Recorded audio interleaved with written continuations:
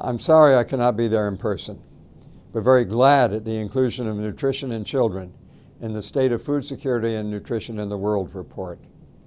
For despite significant progress achieved over the last decade in reducing malnutrition and stunting, millions of children around the world are still at deadly risk. The statistics in the report are grim. 155 million children under the age of 5, 1 in every 4 children in that age group, suffer from stunting of their bodies and so often their brains, dimming their prospects for the rest of their lives. 52 million children, 8% of the world's children, suffer from wasting or low weight for their height. And the lives and futures of countless children, uncounted children, are blighted by food insecurity. As this year's report shows, the situation is especially urgent for children trapped by conflicts.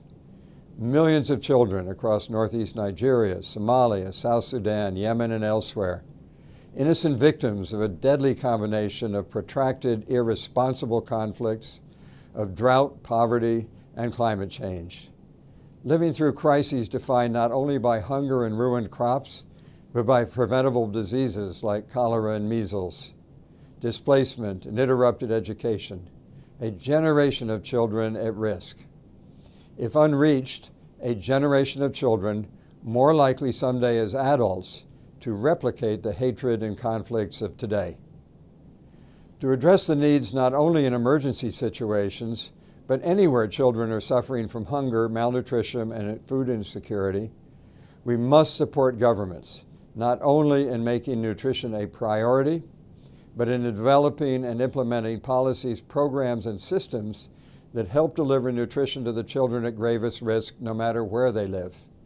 That must include continuous care for children suffering from all forms of malnutrition, integrating nutrition across other programs like immunization campaigns and early childhood development efforts, where nutrition plays such a vital role in brain development.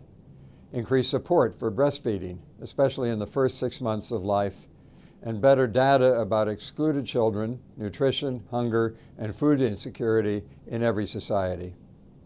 As we support these millions of lives, each girl and each boy, in turn, must be able to support more positive, peaceful futures for their societies and one day for their children.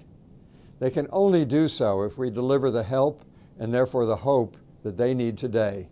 We cannot fail them.